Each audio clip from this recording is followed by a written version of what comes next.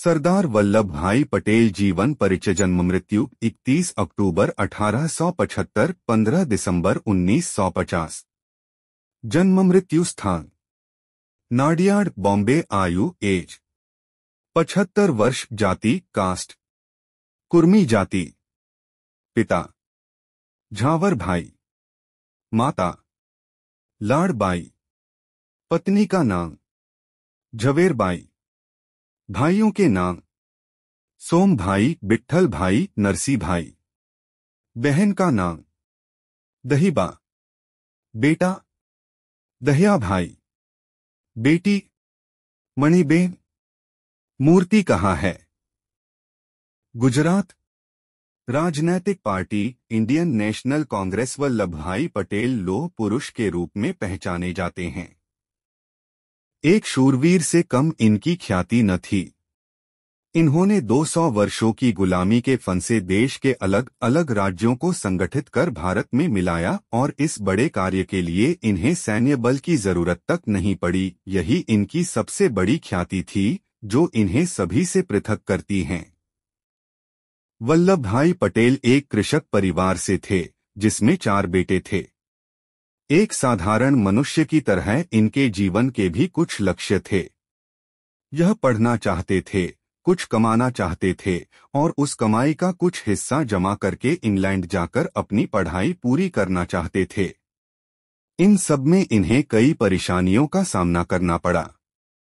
पैसे की कमी, घर की जिम्मेदारी, इन सभी के बीच वे धीरे धीरे अपने लक्ष्य की तरफ बढ़ते रहे। शुरुआती दिनों में इन्हें घर के लोग नाकारा समझते थे। उन्हें लगता था ये कुछ नहीं कर सकते। इन्होंने 22 वर्ष की उम्र में मैट्रिक की पढ़ाई पूरी की और कई सालों तक घर वालों से दूर रहकर अपनी वकालत की पढ़ाई की, जिसके लिए उन्हें उधार किताबें लेनी पड़ती थी। इस दौरान इन्होंने नौकरी भी की और परिवार का पालन भी किया।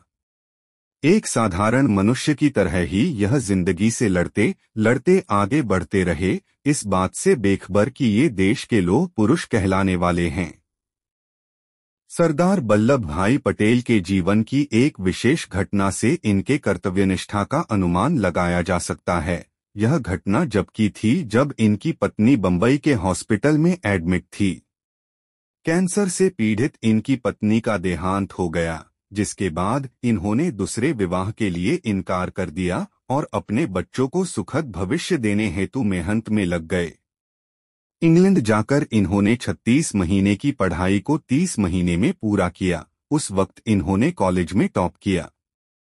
इसके बाद वापस स्वदेश लौटकर अहमदाबाद में एक सफल और प्रसिद्ध बैरिस्टर के रूप कार्य करने लगे।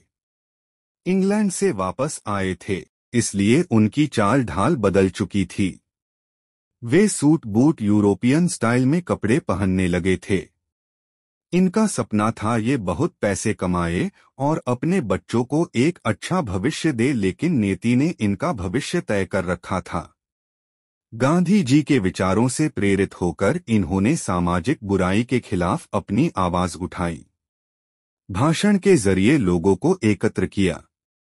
इस प्रकार रुचि न होते हुए भी धीरे धीरे सक्रिय राजनीति का हिस्सा बन गए। स्वतंत्रता संग्राम में वल्लभ भाई पटेल का योगदान। स्थानीय कार्य। गुजरात के रहवासी वल्लभ भाई ने सबसे पहले अपने स्थानीय क्षेत्रों में शराब, छुआछूत एवं नारियों के अत्याचार के खिलाफ लड़ाई की। इन्होंने हिंदू मुस्लिम एकता को बनाए रखने की पुरजोर कोशिश की। खेड़ा आंदोलन। 1917 में गांधी जी ने वल्लभ भाई पटेल से कहा कि वे खेड़ा के किसानों को एकत्र करें और उन्हें अंग्रेजों के खिलाफ आवाज उठाने के लिए प्रेरित करें। उन दिनों बस कृषि ही भारत का सबसे बड़ा आय का स्रोत थी, लेकिन कृषि हमेशा ही प्रकृति पर निर्भर करती आई है। वैसा ही कुछ उन दिनों का आलम था। 1917 में जब अधिक वर्षा के कारण किसानों की फसल नष्ट हो गई थी, लेकिन फिर भी अंग्रेजी हुकूमत को विधिवत कर देना बाकी था। इस विपदा को देख वल्लभ भाई ने गांधी जी के साथ मिलकर किसानों को कर न देने के लिए बाध्य किया और अंततः अंग्रेजी हुकूमत को हामी भरनी पड़ी, और यह थी सबसे पहली बड़ी जीत जिसे खेड़ा आंदोलन के नाम से याद किया जाता है। इन्होंने गांधी जी के हर आंदोलन में उनका साथ दिया। इन्होंने और इनके पूरे परिवार ने अंग्रेजी कपड़ों का बहिष्कार किया और खादी को अपनाया। कैसे मिला सरदार पटेल नाम? बारडोली सत्याग्रह। इस बुलंद आवाज नेता वल्लभ भाई ने बारडोली में सत्याग्रह का नेतृत्व किया। यह सत्याग्रह 1928 में साइमन कमीशन के खिलाफ किया गया था।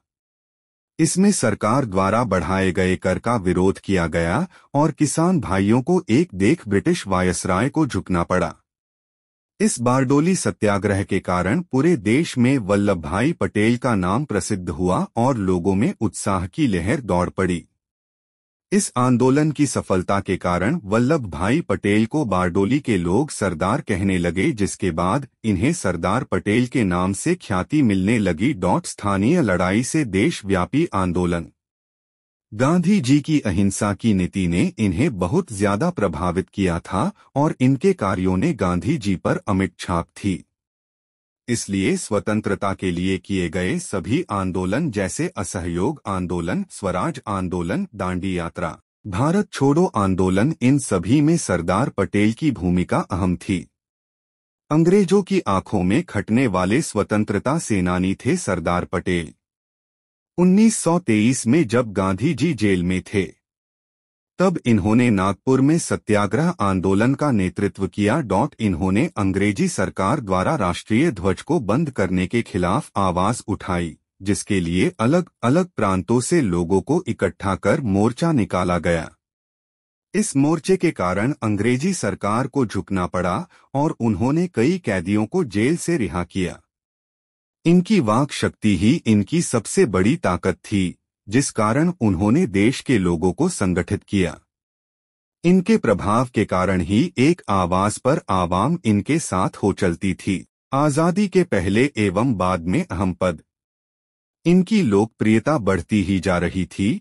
इन्होंने लगातार नगर के चुनाव जीते और 1922, 1924 और 1927 में अहमदाबाद के नगर निगम के अध्यक्ष के रूप में चुने गए।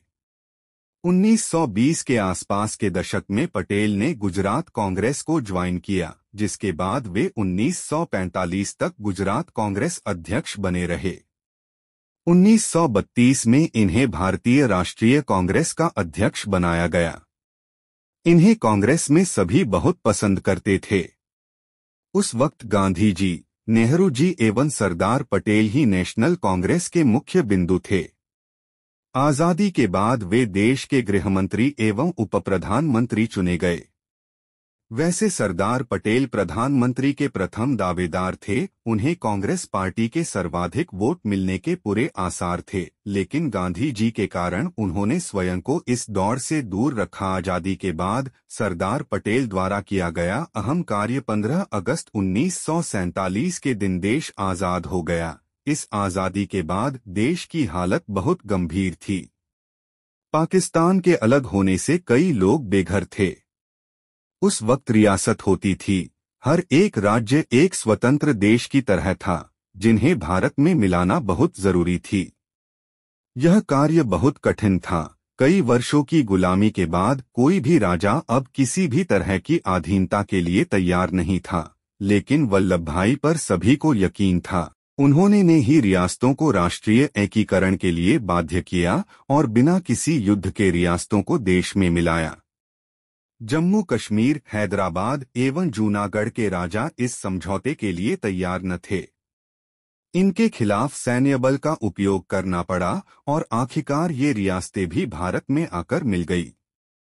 इस प्रकार वल्लभ भाई पटेल की कोशिशों के कारण बिना रक्त बहे 560 रियासतें भारत में आ मिली।